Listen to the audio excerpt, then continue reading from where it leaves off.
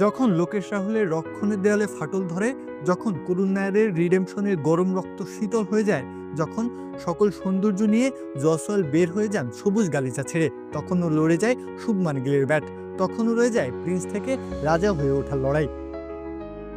কখনো স্নিগ্ধ শান্ত নদীর ঢেউ, কখনো বা ভরা পূর্ণিমায় বয়ে যাওয়া জলোচ্ছ্বাস, শুভমান গিল যেন একের মধ্যে অনন্য।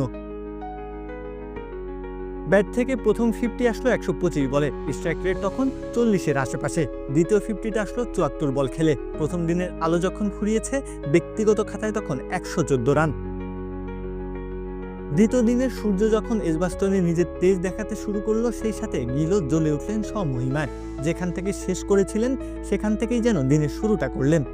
150 রান অর্থাৎ তৃতীয় 50 যখন এলো, মাঝের সময়টাতে বল খেলেছেন 64টি, আর চতুর্থ 50 পূরণ করতে খেলেছেন মাত্র 48 বল। সময় যত গড়িয়েছে ততটাই রানের গতি বাড়িয়েছেন। একদম আদর্শ টেস্ট ক্রিকেট ম্যাচ। এক একটা মাইল ফলক পূরণ করেছেন, তবুও অবিচল ব্যাটে রানের ফোয়ারা ছুটেই চলল। কোনো তাড়া নেই, যেন মাঠটাই সবকিছু, এই 22 গজে আঁকড়ে পড়ে থাকতে হবে। তখন জীবনের লক্ষ্য শুধু ব্যাটে রান করা। 311 বলে 200 রানের ইনিংস। জীবনের প্রথম দ্বিশতক হাঁকালেন শুভমান, যেন সবকিছুই নিজের করে নিলেন। ভারতীয় দলের অধিনায়কদের ইতিহাসে তিনি প্রথম ডাবল সেঞ্চুরির মালিক। যখন দায়িত্ব কাঁধে নিলেন, চারিদিকে একটা প্রশ্নবোধক চিহ্ন ছিল, গিল আসলে যোগ্য তো? ব্যাট হাতে যে তেমন কিছু প্রমাণ করতে পারেননি, এমন একজনকে ভারত টেস্ট দলের দায়িত্ব দেওয়া ঠিক হলো কি? জবাবটা দিলেন। সেঞ্চুরি করে ব্যাট উঁচিয়ে জবাব দিলেন শুভমান।